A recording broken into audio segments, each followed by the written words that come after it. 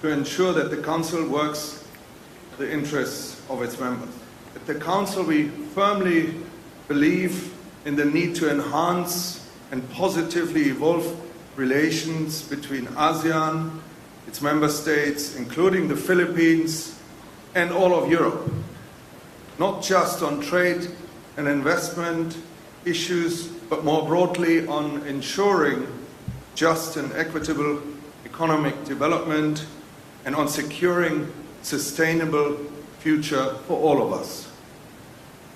From working with ASEAN and its member states to improve trade facilitation across the region, advance investment regimes to make the region more attractive, through to also working for advancements in sustainable development, pushing for faster moves on energy transition and ensuring that the citizens of the region have the skill sets for more digitally connected future. As part of that overall mission, this week we have brought a large business delegation, actually it's the largest ever business delegation to Manila, enabling our members, large European multinational corporates with long-standing presence and significant investments in the Philippines, to meet with senior government secretaries and officials.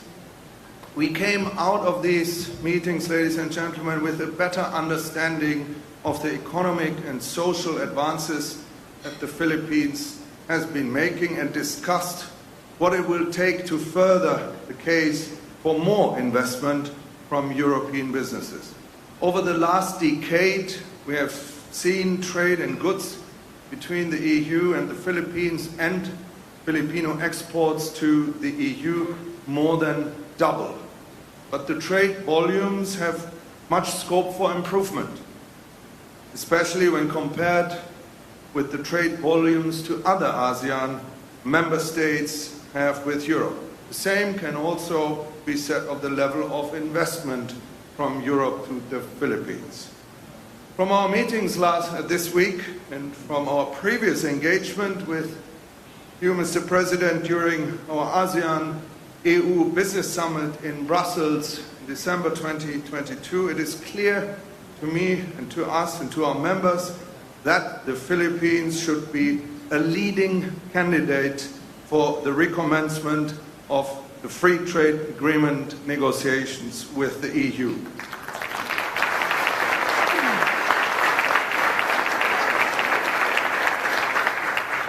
We do believe that such an agreement would bring advantages to both the EU and the Philippines, and from the speech that President Marcos Jr. gave at our summit at the end of last year, we also believe that a free trade agreement could be achieved relatively quickly. This is something which we have communicated to the European Commission very often, and we will continue to do so. That is why we will be in Brussels in June to support Secretary Pascual's visit, where we will help drive home the message that the recommencement of FTA negotiations with the Philippines is in order. Mr. President, you can be sure of our support in this important matter and our commitment to work with our administration on the sustainable economic development of your country. And at the end, allow me a personal thank you to you, Mr. President. I had the honor to sit next to you over lunch at that summit. I told you that we're coming here in May. You said, I will be there, and thank you for keeping that promise. Thank you very much, Mr. President. Thank you, Mr. Chairman. Now may we please invite His Excellency Luc Ferron, Ambassador of the European Union delegation, to give his opening remarks.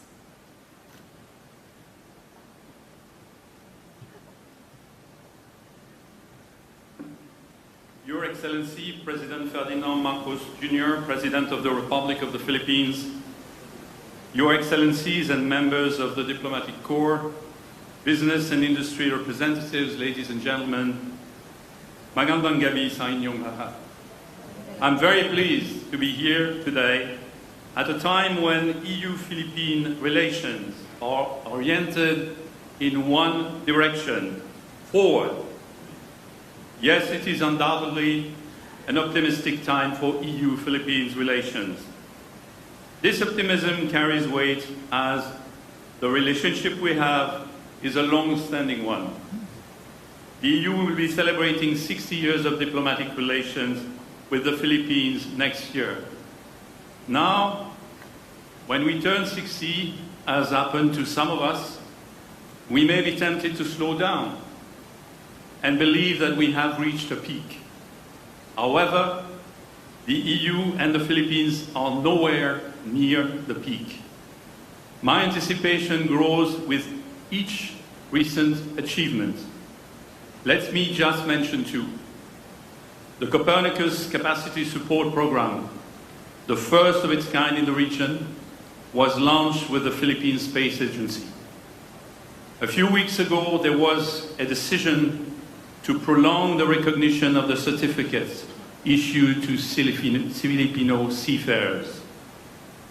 On the other hand, you, Mr. President, went to Brussels last year, braved our nasty December weather, and did exactly what the business dialogue theme was about. You took the Philippines center stage in Brussels.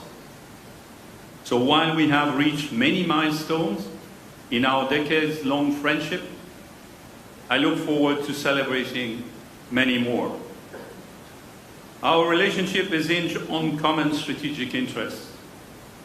Both the EU and the Philippines champion accountability and rule of law, and both the EU and the Philippines champion a rules-based international order.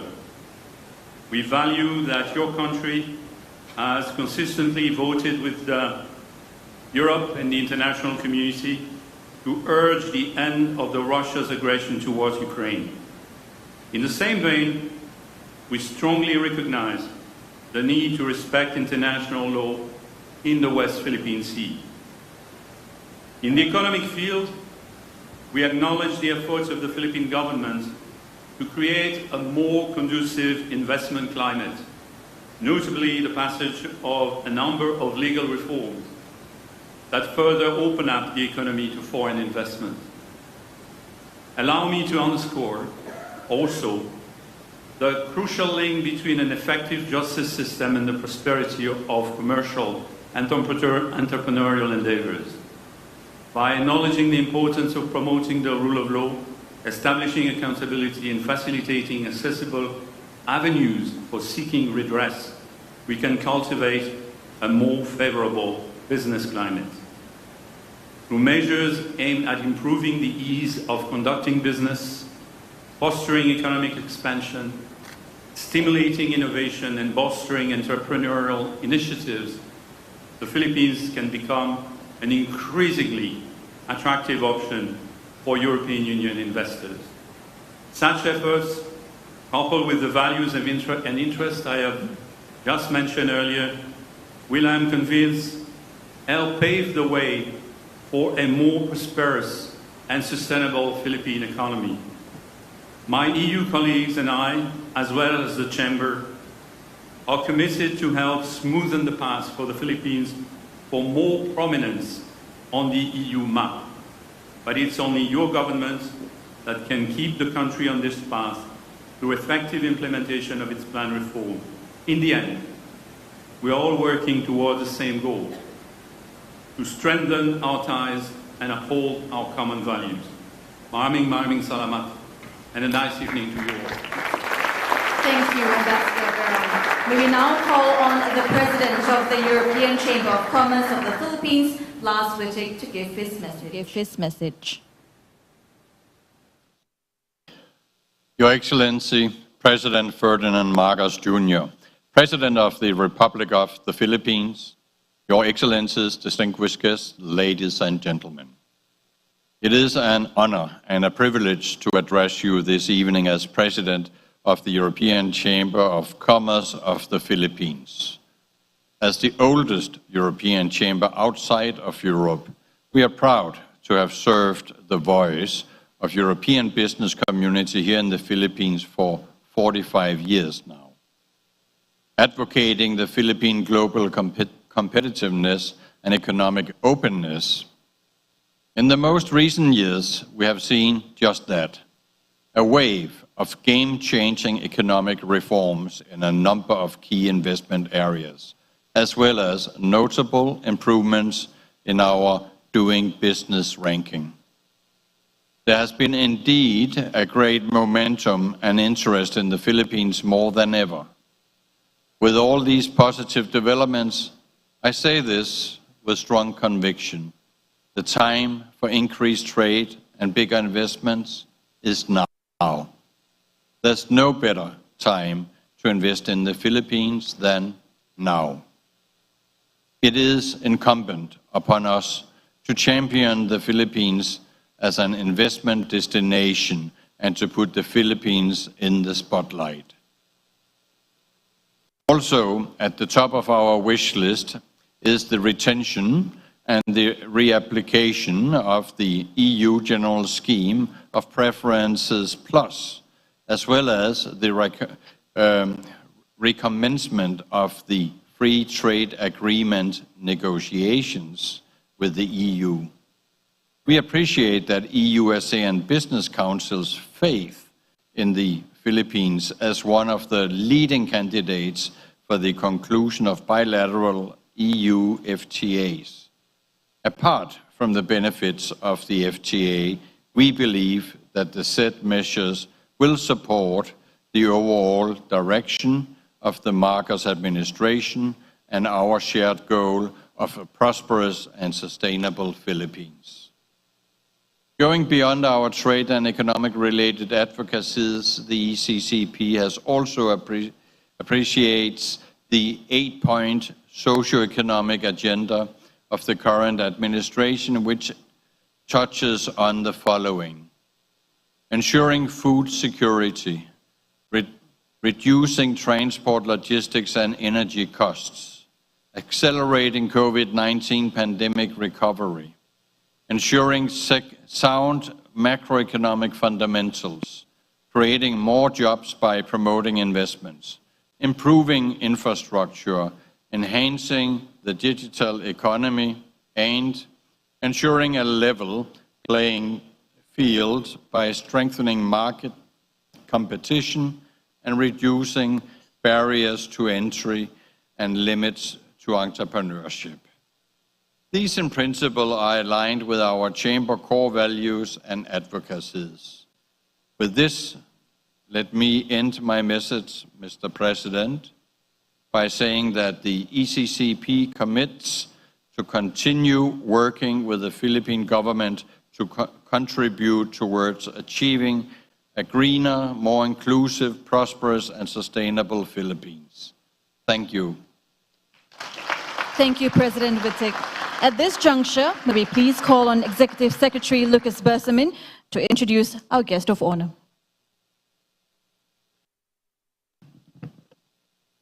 Ladies and gentlemen, the President of the Republic of the Philippines, His Excellency Ferdinand R. Marcos Jr.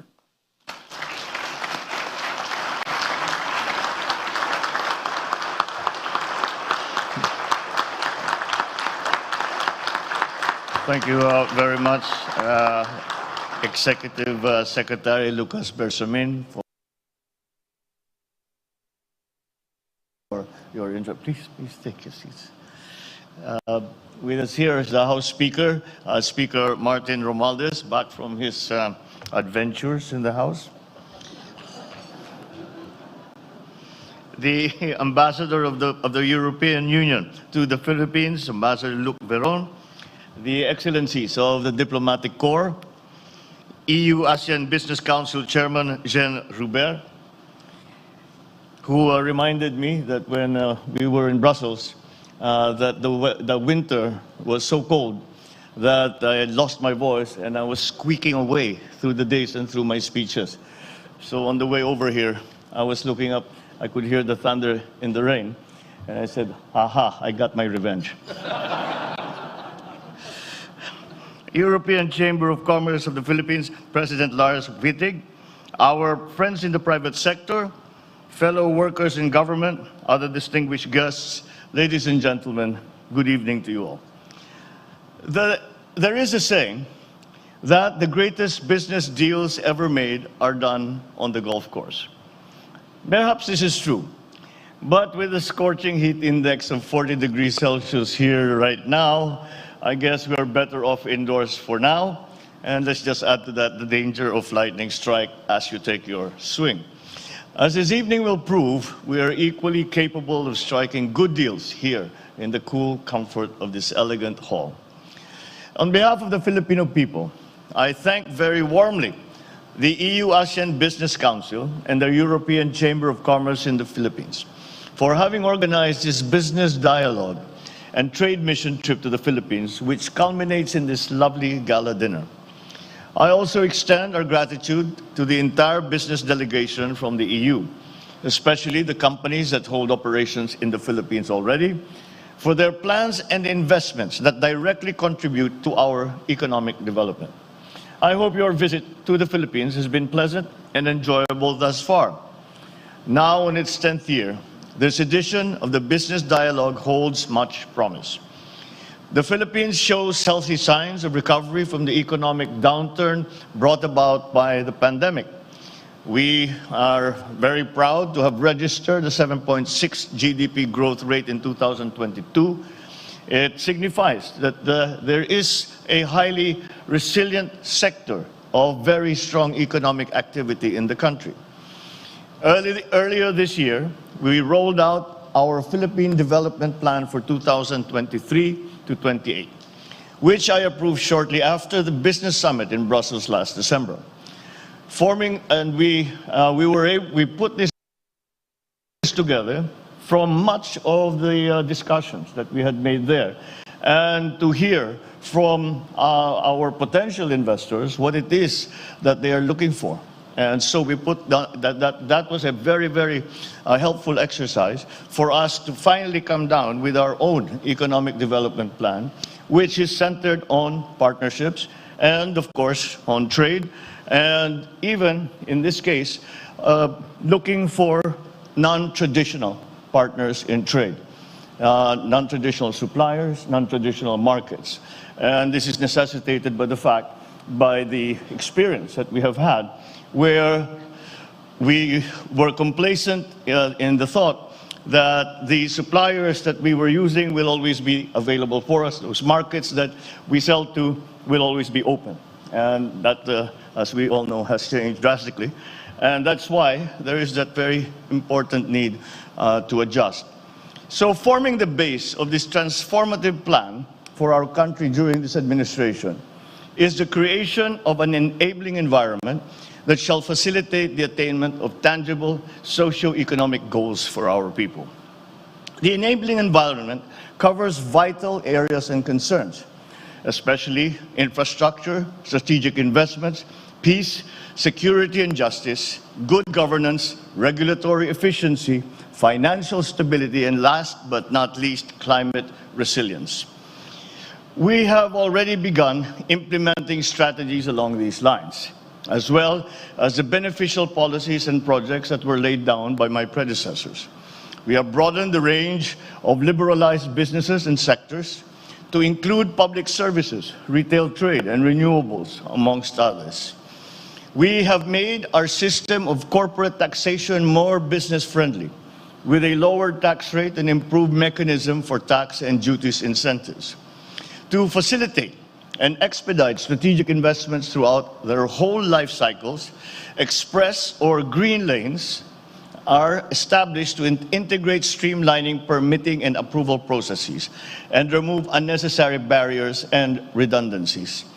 All these bode well for a stronger and more productive relationship between the Philippines and the EU.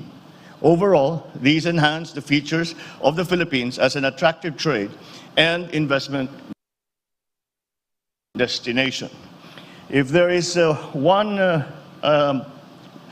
thought that I came away from Brussels with, is that we can feel a discernible shift in terms of attention for trade by Europe to Asia. And that really triggered many of the measures that we had enacted, the changes we have to legislation, the changes that we made to the ease of doing business, the changes that we have, the work that we have done to improve the situation with the power in terms of supply and in terms of cost. And embedded in that power's problem is the shift from renewables, from traditional fossil fuels to renewables. We are not alone in doing all of this, and I know that every country is doing the same thing.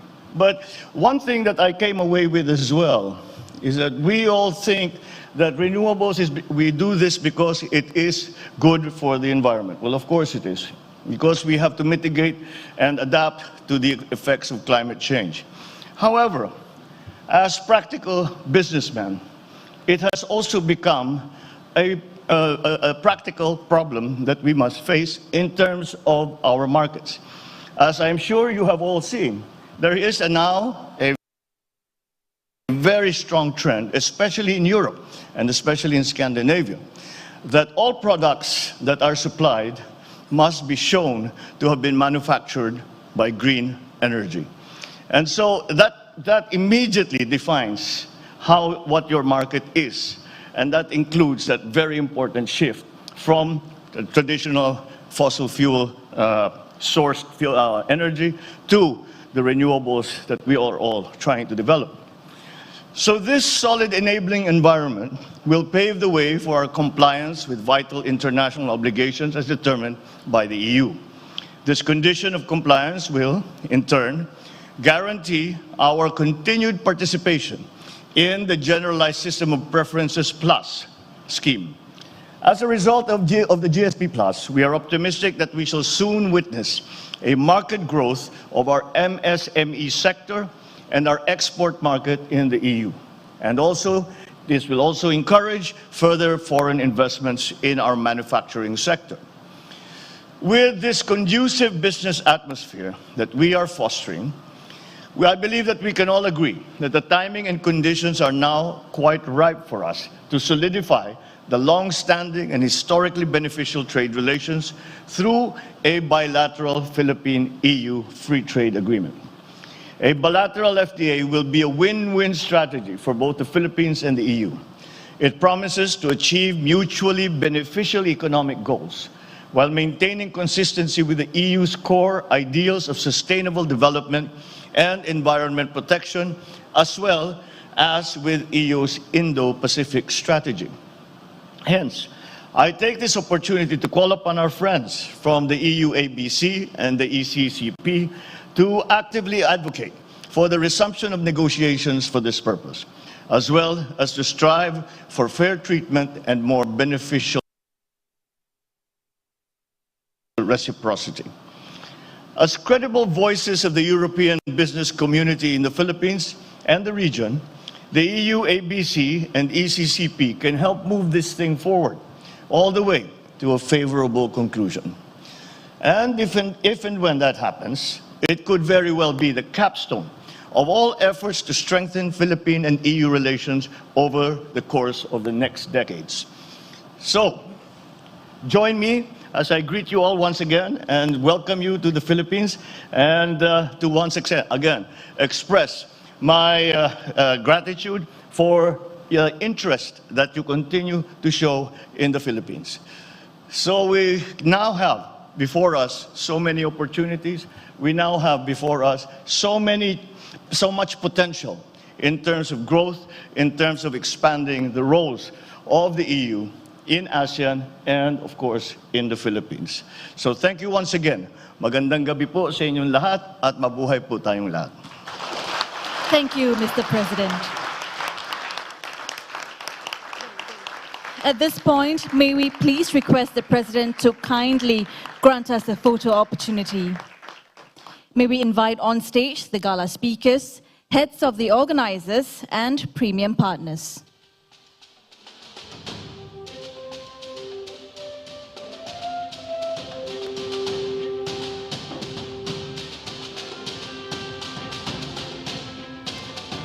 May we please invite on stage the gala speakers, heads of the organizers and premium partners.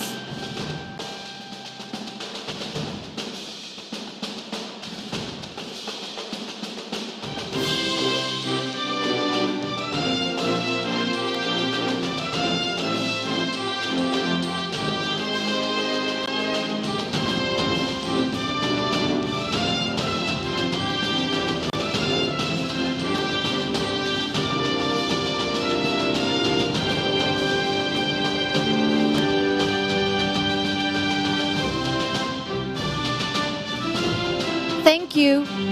Next, may I please invite the European heads of mission on stage.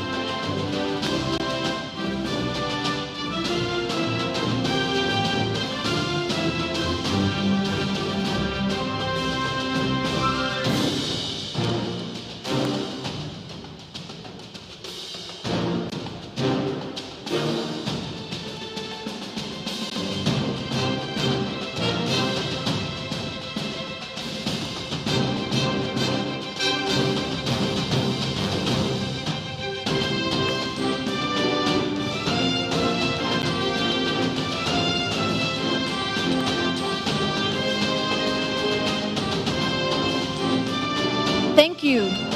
May I please now invite members of the diplomatic corps and event partners, please proceed to the stage now.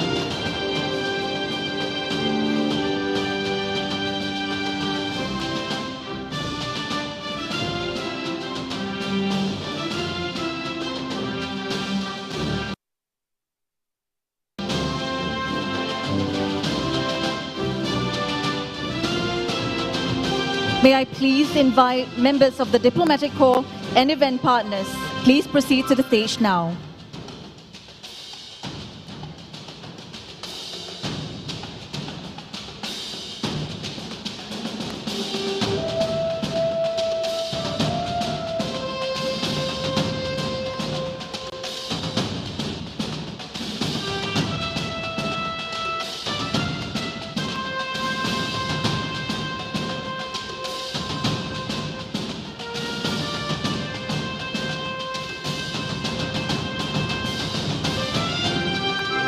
Thank you. May I now please invite ECCP board members to the stage.